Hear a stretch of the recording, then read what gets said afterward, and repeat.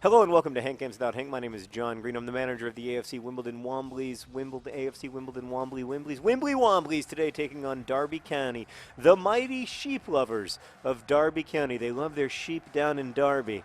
Up in Derby, nobody knows. England's geography, it's not like regular geography. It's all Wimbly Wombly, timey-wimey stuff. Anyway, today we're taking on Derby County. Good luck to them. But I think that we have a good chance to pull this one out. If you hear any weird rustling, you hear that? That's my beard. I'm growing a beard. Sorry, it keeps hitting the microphone, so I don't know if that's coming through. Regardless, Dicko's our captain today. I'm starting the old group. By the way, stunning turn of events. We're in fourth. We're basically tied with Blackburn Rovers for fourth, fifth. As long as we finish fourth or fifth, it's going to be fine because we're not going to finish second. So we're just going to do our best and try to get to the playoffs and try to win the playoffs. That's the goal. As you can see here, they've got some players, blah, blah, blah, blah, blah. But we also have some players. I am giving Dini what is, I don't want to say it's his last chance, but I had a talk with him before the game, and I said, I don't want to say this is your last chance, but I need you to show me that you can perform at the highest level, that you can be the Dini that I knew back in the old Dicko and Dini days, back when it was a great buddy comedy with, you know, Dicko as the responsible family guy and Dini as the Charlie Sheen in 2.5 Men. I've never actually seen that program, so I don't know if there is a Dicko-like character, but I'm imagining there must be. Oh, what a great ball to Dicko! Great ball to Dicko! Dicko! What the frick were you doing, Dicko? What in the freaking name of frick? Oh, and then the golden child can't run to the ball. Do you know what even happened there, Meredith? What am I talking about? The Paper Towns cast. So I'm making a movie. I'm leaving for 2 months. There may be a little less Wimbly Wombly while I'm gone, by the way. Yes, they're making a movie of Paper Towns, the nice people at Fox. It's all the same people who made the Fault in Our Stars movie. I was not offside. I wanted to talk a little bit about the cast. I haven't met most of these people, but I've seen a ton of their audition tapes, so I feel like I know them. Meredith's seen a few of the audition tapes. Maybe she can chime in here and there. So Margot is going to be played by Cara Delevingne. Did I say that right, Meredith? Okay, we don't know how to say her name. But she's very famous. She's a model. She's the model for Burberry, which is very important to me personally as a longtime guy who owns one really nice Burberry suit.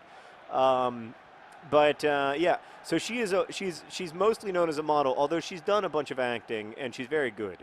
You know, I think the great thing about, like, from her auditions at least, the thing that made me kind of sold me on Cara was that Margot in Paper Towns, for those of you who haven't read it, is a girl who really deeply is not misunderstood so much as like insufficiently imagined. And one of the defining characteristics, I think, of being a model is that people look at you and what they see ends up saying much more about them than it says about you, which is very Margot-y, and I think that's why Cara kind of understood the character the best of anybody who auditioned. Like even the word Spiegelman means like mirror maker, and I think that Margot functions as a mirror to all the other characters in the novel, and in her auditions, like Cara seemed to understand that in really, really deep ways. So I'm really excited about that. And then the main character is Q, Quentin Jacobson. He's being played by Nat Wolff, who was Isaac in the Fault in Our Stars movie and is a really good friend of mine. And he's one of my favorite people, and I'm so excited that I get to hang out with him again. He's just, he's a good man, Nat Wolff, and it's going to be really, really fun to make another movie with him. I just adore him. He's so great. I am like really, really excited to see. You know, it's like when you haven't seen your friend from summer camp or whatever for a whole year. I haven't seen Nat in a long time, so I'm just really excited about that. And then Ben is being played by Austin. I can never remember I don't remember Austin's last name. That is his name, right? His name is Austin. I haven't met him. Whatever, he's a good actor. He's a really good actor.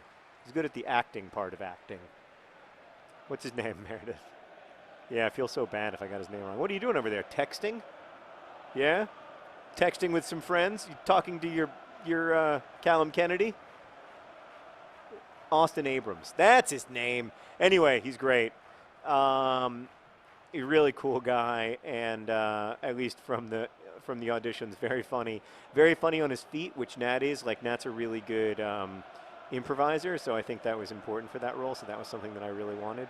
I mean, I'm acting like I cast the movie when I totally don't, but whatever. They let me have my opinions. And then Radar is played. Oh, I'm so excited. I am so excited for both Radar and Angela. Radar is played by this guy named Justice Smith. There's a Justice Smith who's a 6'9" MMA fighter. Not that one. The nerdy 17-year-old one. So if you're like Googling it, I don't want you to think that we cast a 6'9" 44-year-old MMA fighter to play Radar. No, turns out there's another Justice Smith. And he's really nerdy. And very, very funny and smart. That guy is hilarious. And like just from his audition, you know how sometimes you see people on a TV show or whatever and you're like, I want to be that person's friend. You know, you have that experience sometimes where you're just like, oh man, I need to be friends with that person. That's how I felt about Justice Smith when I saw him audition. I was like, I want to be his pal. That's also how I felt about Jazz Sinclair, who's both Justice and Jazz are fairly, I guess, are like newcomers or whatever, lesser known talents. They aren't famous yet, and that's something that I really wanted to do with Paper Towns, because like everybody in Fault in Our Stars was, I mean, you know, not as well known as they are now, I guess, but like they were sort of well established. You know, Shailene obviously is like a Golden Globe winner or nominee, and everybody was like really well known. You know, Ansel had already landed.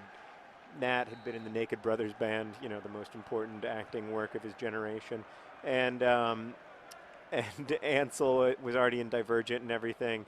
And with this, it's, you know, it's more people are coming into it without knowing these people. And I think that's really cool because I think that'll add something to the experience. Deanie! Oh, Deanie, you might have just bought yourself a ticket to next year's Wimbly Womblys with that goal. Deanie, look at him hustle. Look at him run. Oh, he hasn't run all season. It's been 3 months since I saw him do more than casually jog. He's the Mario Balotelli of the Wimbly Womblys, but not today. Not today, friends. Today he showed his heart. I'm so glad that my team talk worked because I did. I basically told him that if he didn't show me something today, I wasn't sure that there was going to be a tomorrow. And now there doesn't. Now, I mean, I'm a little hurt that he ran into the goal to celebrate instead of running over to his manager, who's done so much to stick by him. But whatever, I'll take it. You know, I just really look for myself. I want to see Deanie clean up his act. Look, I want him to stay him. That's what I told him before the game. Like, I want you to still be Deanie. You know, like I love the Deanie and Dicko vibe. Dicko loves it too. You know, Dicko loves Deanie. But when it gets to be to the point where like it's not funny anymore, when you know, like we can't. You know, when you're not effective on the field, that whole like, oh, I party so hard vibe becomes just sad because I just start to think about the fact that you're not going to have a job in 2 years and you're going to have spent all of your money on expensive cars and fast, you know, brief romantic relationships. I don't know how to say that in a culturally appropriate way these days. Get it, Deanie! Oh, Dicko set Deanie up beautifully, but it was well defended. That was great to see that, though, from Dicko. Like, that was just so unselfish. But he's going to be a little... Oh, Dicko. Damn it, Dicko. Better than that. Who else is in the cast? Meredith? That's it, right? Got Margot and Quentin and Radar and Ben and Angela and Lacey, Halston Sage. She's awesome. She's another person who seems very cool. Yeah, I'm judging entirely from Twitter. And her audition. She was great in her audition. Oh no! Oh, we just gave up such a Wimbly Wombly goal. Cross it in and header. Oh, I hate the way you celebrate. Oh, it's Chris Martin from Coldplay. It's crazy. Guys, he has so many talents. He's one of my favorite contemporary musicians, and he's a sheep lover. I would have had no idea.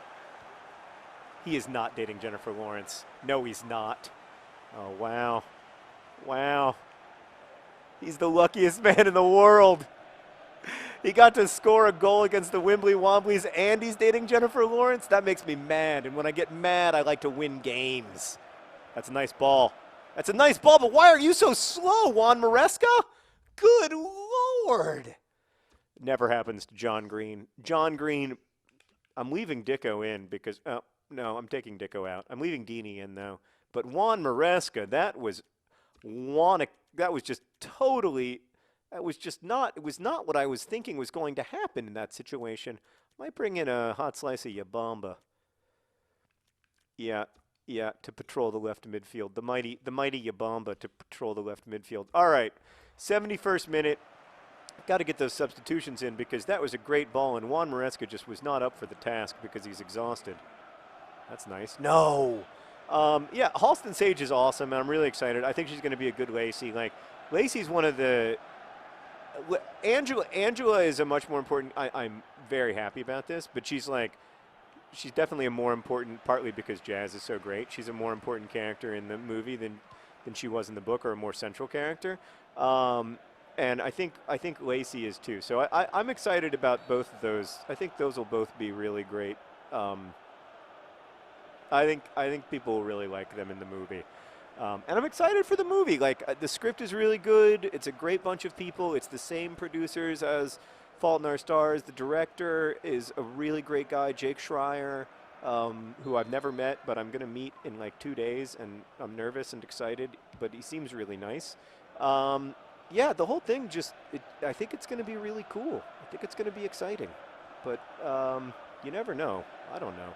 I'll tell you the truth if it's not exciting. I'll be like, oh, I had such high hopes, but then it was terrible. Speaking of great! Oh! Do you ever do that thing, Meredith, when you're playing a video game and you invest it with like tremendous importance, like much more importance than it actually deserves? Where you say to yourself, like, if this video game ends with a victory for my team, then like the boy I like will like me back? Or do you ever do that with like coin flips or anything? Never? You don't have any magical thinking at all? People in comments, I'm curious whether this is a result of, whether this is a result of my brain chemistry or if it's pretty common. But I do that all the time, and I used to do it really obsessively. Like, I would think like, oh, if I just win this game of NHL 95, then that girl will definitely like me. And it would become like a real problem because then I would lose the game, and instead of like dealing with that well, I would proceed to play like 10 or 20 NHL 95 games to try to win that girl's heart, which of course is not. Oh, the game was just won by the beautiful Dini! Oh, Dini! Oh, Dini! Oh, Dini! Oh, Dini! Who? Dini. It's beautiful. Beautiful. You know what I was saying that, Meredith, is that I was thinking as I was making this video, if we could just win this game, if we could just kind of stun the world and win 2-1, then I think the Paper Towns movie will be a great success. And it happened. So, well, it's happened so far. Now I'm worried that now that I've outed myself as a magical thinker, that now the world will turn against me, as it sometimes does in these situations. Come on, John Green, you're fast enough. Oh, John Green. John Green, you've got to get there. It's good defense. I like that. I like a little muscling off the ball by the Golden Child, and it's good enough to get us the victory. Kay St. Luce with the game-winning ball to who? Dini. Fantastic game from Dini. Clearly responded to the boss's kick in the pants. Congratulations to the AFC Wimbly Womblys. My apologies to Chris Martin and Darby County. At least you've got Jennifer Lawrence to go home to, big guy. Best wishes.